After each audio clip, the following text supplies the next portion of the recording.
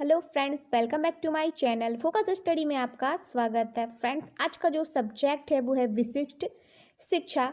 Friends, यदि आप मेरे चैनल पर न्यू हैं तो प्लीज़ चैनल को सब्सक्राइब कर लें, जिससे आपके पास सभी वीडियो की नोटिफिकेशन पहुंच सके। तो फ्रेंड्स, इसमें जो सब्जेक्ट है वो है विशिष्ट शिक्षा, जिसमें यूनिट 4 है बदलती विशिष्ट शिक्षा में बदलती प्रवृत्तियाँ। फ्रेंड्स, इसमें जो लॉन्ग आंसर है वो स्टार्ट करेंगे गया, जैसे देखेंगे विशिष्ट शिक्षा में बदलती प्रवृत्तियों में सीखने की परिस्थितियों का पुनः नियोजन तथा पाठ्यक्रम की व्याख्या कीजिए।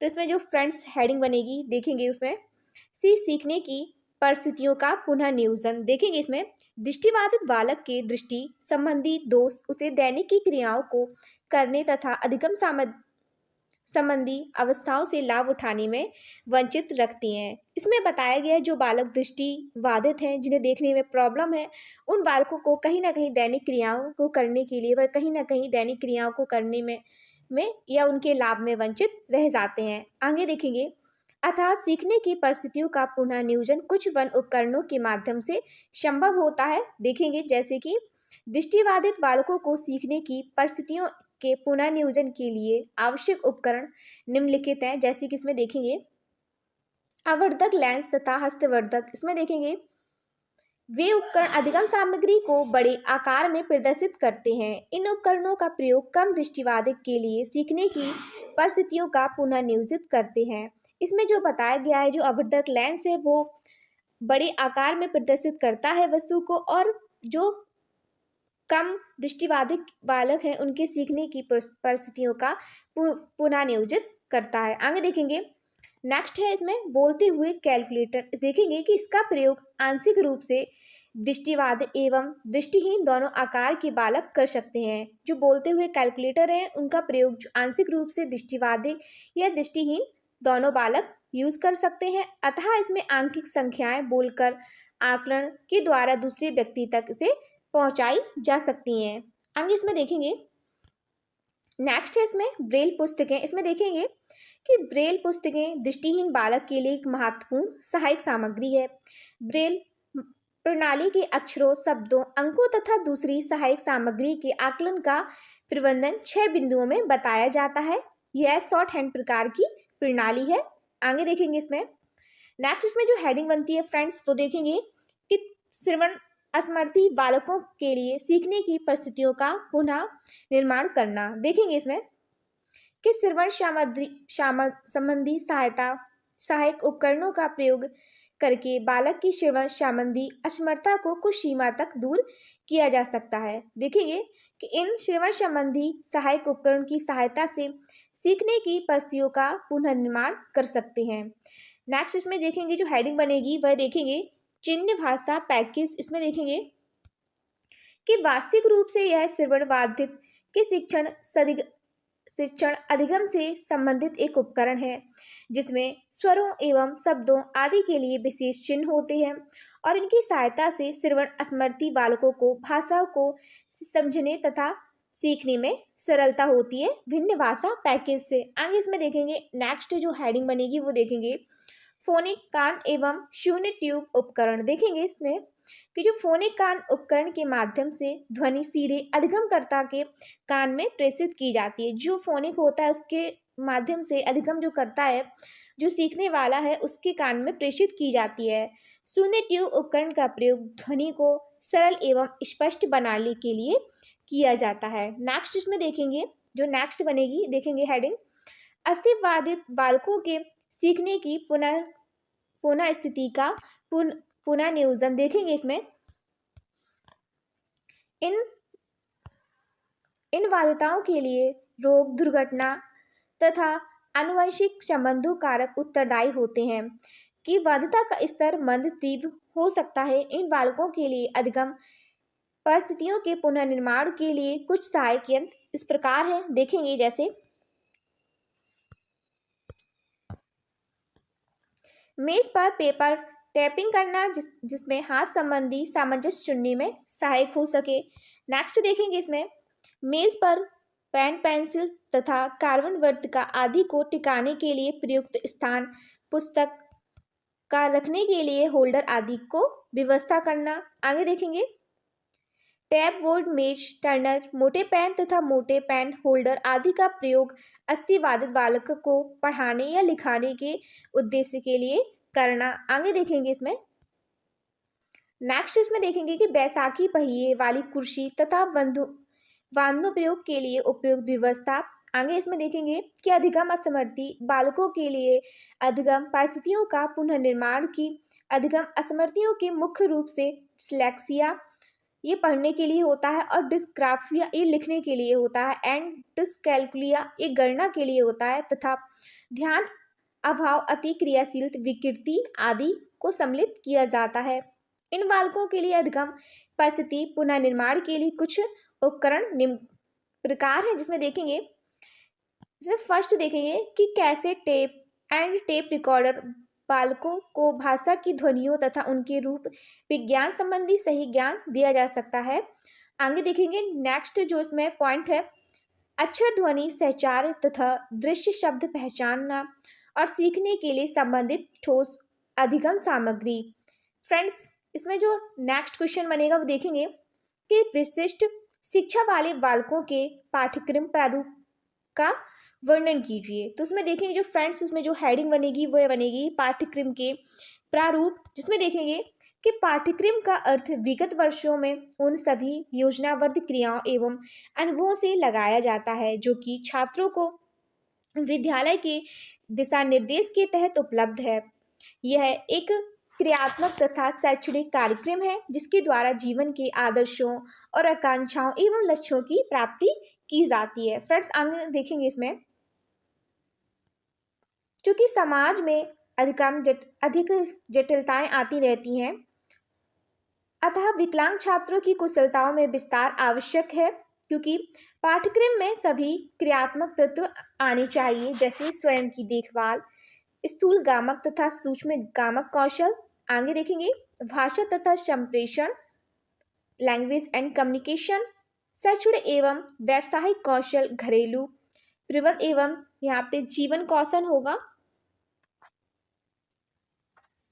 जीवन कौशल और सामाजिक एवं फुर्सत के लक्षणों के कौशल। आगे देखेंगे विकलांग बालकों हेतु शैक्षणिक कार्यक्रम को संगठित करने के कई तरीके हैं। अधिकतम विशेष विद्यालयों में निम्नलिखित प्रणालियां हैं। आगे देखेंगे इसमें जो देखेंगे पॉइंट है पूर्व विद्यालय कक्षाएं, प्राथमिक कक्षाएं, माध्यमिक जूनियर हाई स्कूल कक्षाएं एंड पूर्व व्यावसायिक कक्षाएं। इसमें देखेंगे कई विद्यालयों में शिशु उद्दीपन कार्यक्रम की सुविधा भी प्रदान की गई है।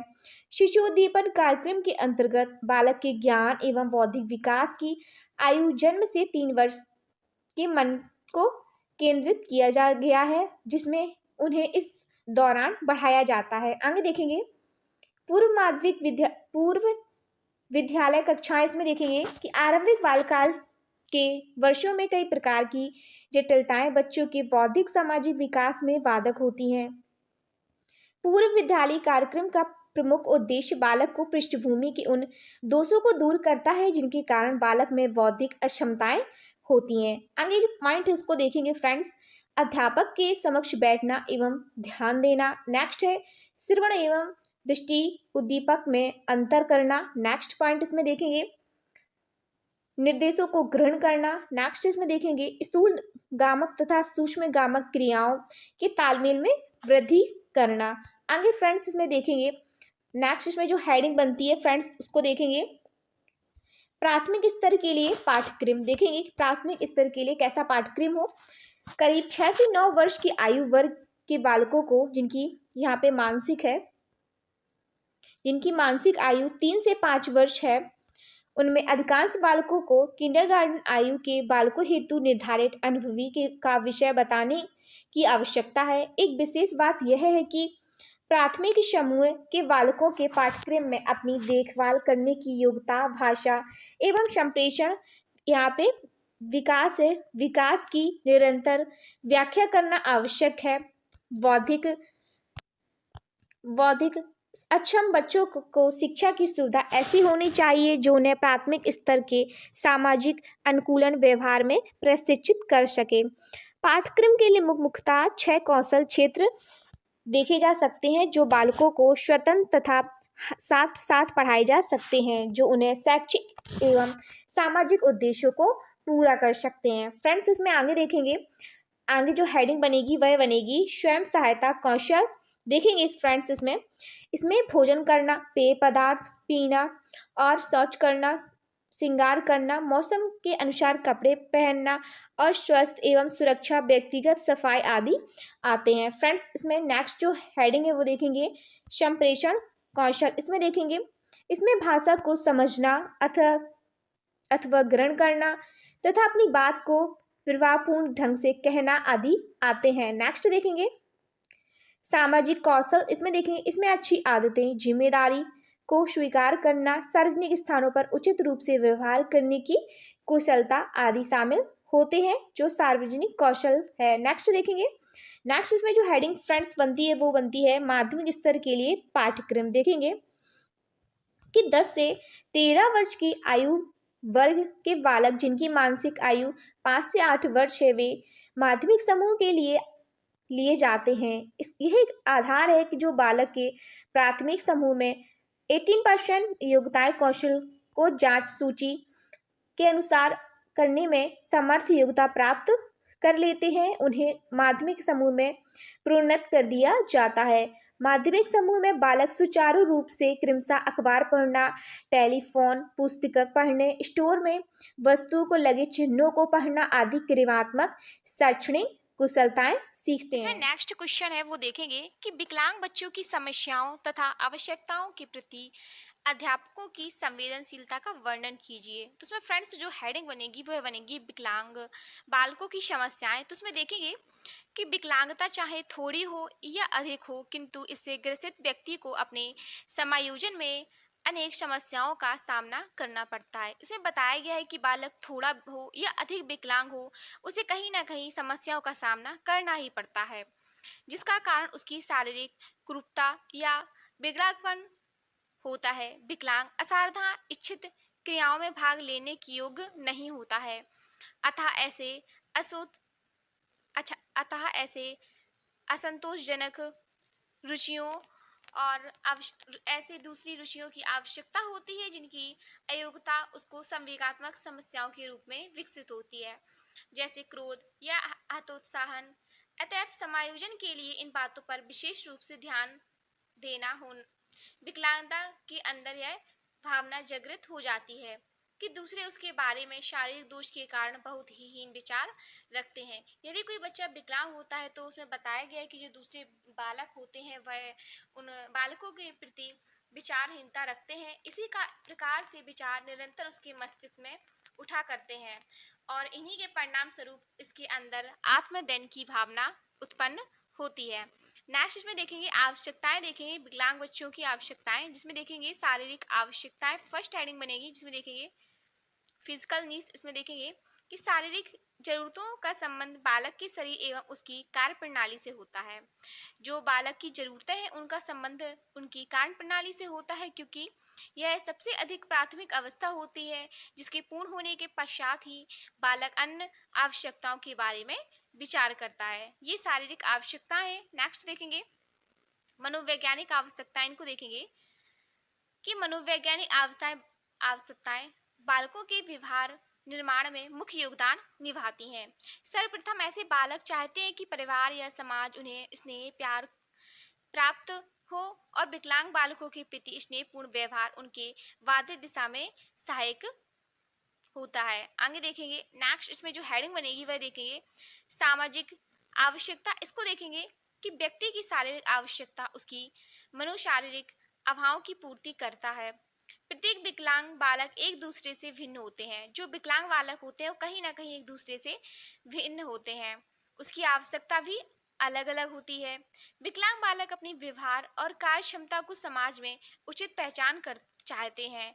विकलांग बालकों को समान बालकों के समक्ष महत्व देकर सभी प्रकार के सामाजिक अवसरों व क्रियाओं में भाग लेने पर अवसर दिया जाना चाहिए, जिससे बालकों के पूर्ण सामाजिकरण तथा सामाजिक समायोजन के लिए उन्हें पर्याप्त अवसर देने चाहिए। आगे देखेंगे, आगे जिसमें हेडिंग बनेगी देखेंगे वो बनेगी कि अध्यापक का विकलांग बच्चों के लिए संवेदनशील व्यवहार, जिसमें देखेंगे कि अध्यापक को विकलांगताओं से संबंधित अपने विचारों के आधार पर भेदभाव युक्त व्यवहार नहीं करना चाहिए।